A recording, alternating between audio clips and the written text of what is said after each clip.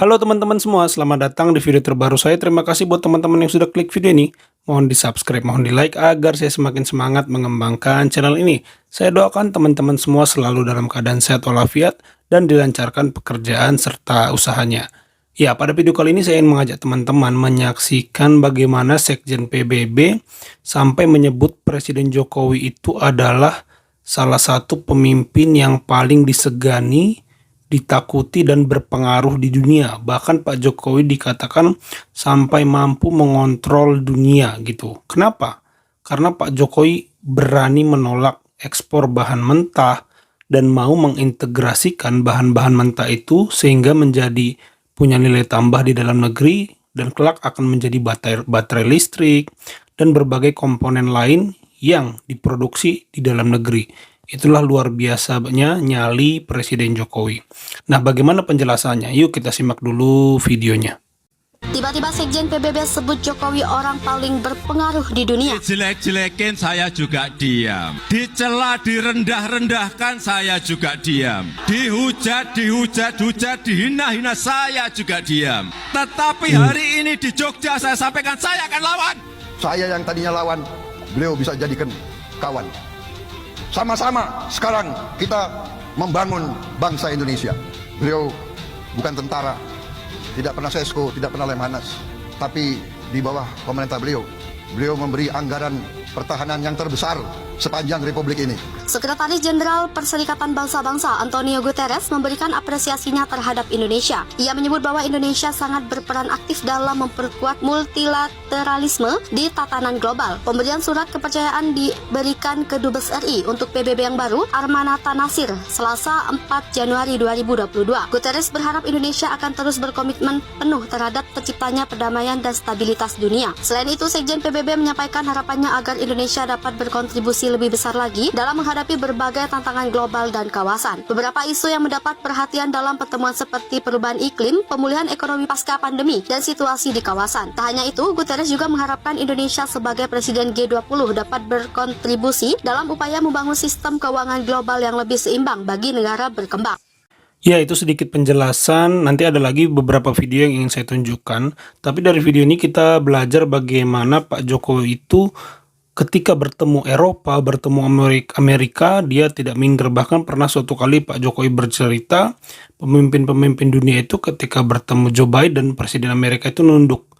Pak Jokowi enggak, dia tetap tegak. Bahkan lebih dulu Joe Biden itu memberi hormat kepada Pak Jokowi, dan itu satu-satunya momen di mana Joe Biden memberi hormat kepada pemimpin negara lain. Dan jadi memang terbukti bahwa Presiden Jokowi sejauh ini adalah pemimpin paling disegani di dunia karena nyalinya dan juga karena menurut saya perspektifnya. Dia menawarkan perspektif kesetaraan. Dalam beberapa forum dia selalu bicara terbuka belak-belakan bahwa hubungan Asia dan Eropa tidak baik-baik saja. Oleh karena itu Pak Jokowi meminta yang dikedepankan adalah mitra yang setara, sama-sama menguntungkan, sama-sama saling membutuhkan. Ini saya pikir kampanye dan perspektif yang ditawarkan Pak Jokowi ini, yaitu kesetaraan dengan Eropa dan Asia, ini kena gitu ke diri negara-negara Asia sehingga mereka mulai berani bersaing, mulai berani menyetarakan diri dengan Eropa. Demikian juga statement Pak Jokowi ini seperti menggertak gitu ya, menggertak Eropa, menggertak Amerika, sehingga mereka pun segan gitu. Oh, ternyata orang ini nyalinya sangat luar biasa gitu. Yuk kita simak beberapa video lagi. Jokowi sebut Republik Indonesia akan ketiban durian runtuh puluhan kali lipat. Saya akan berusaha sekuat tenaga agar ini terintegrasi dan menjadi leapfrog, lompatan negara kita menuju ke peradaban baru. Orang akan datang ke sini, percaya saya, karena ekosistem besarnya ada di sini. Ini yang dikejar oleh orang-orang ke kita tuh ini. Dan kita nggak sadar bahwa kita sedang berada pada kepemimpinan puncak global di sisi ekonomi. Trustnya itu kita baru saja dapat. Ini jangan dilewatkan. Ini akan menarik dan menggerakkan ekonomi dalam negeri.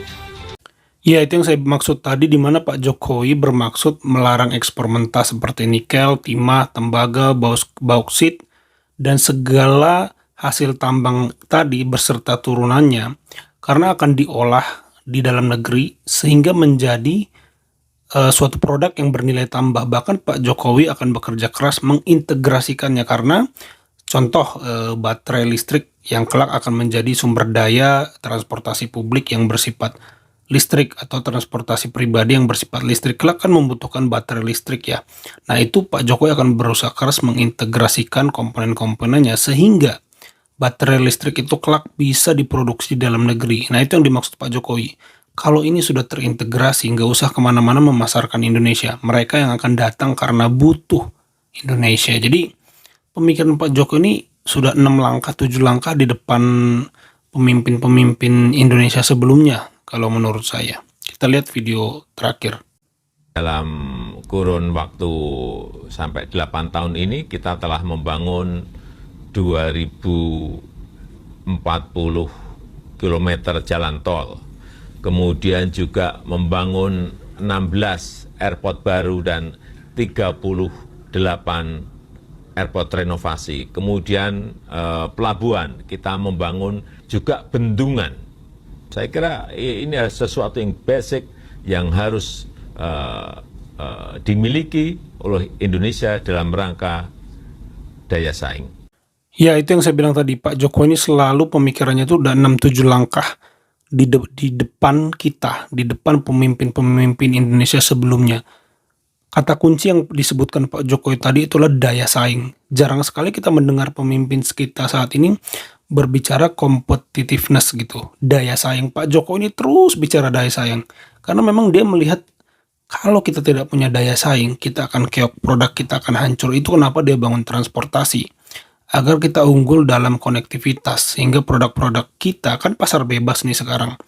Kalau produk lokal kita tidak terkonek dengan baik antara hasil produksi di desa yang dijual di kota tidak bisa dengan cepat sampai, maka kita akan kalah dengan produk-produk impor. Itu contoh kecil aja sih, masih banyak contoh lain. Tapi yang saya maksud, bagaimana Pak Jokowi ini kebijakannya selalu memikirkan yang namanya daya saing, dan daya saing. Karena dia nggak mau Indonesia itu ketinggalan dari negara-negara lain. Itu kenapa dia bangun infrastruktur. Tapi hal ini tidak bisa dipahami oleh pembencinya. Saya nggak mengerti kenapa pemerintah yang membangun infrastruktur untuk kebutuhan publik malah dicaci maki. Jadi negara itu apa tugasnya kalau nggak membangun? Seperti kata Bang Fahri, tugas negara memang membangun sektor publik, ya contohnya infrastruktur gitu. Nah, inilah yang menurut saya tidak bisa diterima oleh para pembenci Pak Jokowi. Utang-utang, padahal utang itu adalah untuk sektor produktif gitu loh. Jadi itu aja teman-teman yang ingin saya sampaikan, sedikit komentar lah ya terhadap kinerja Pak Jokowi yang menurut saya sangat jos, sangat luar biasa, leadershipnya sangat mantap sehingga dia dikatakan disegani di dunia. Itu aja teman-teman video kali ini, semoga bisa dinikmati. Terima kasih yang sudah menyimak sampai selesai. Semoga teman-teman semua selalu dalam keadaan sehat walafiat dan dilancarkan segala pekerjaan serta usahanya. Sampai jumpa di video saya selanjutnya.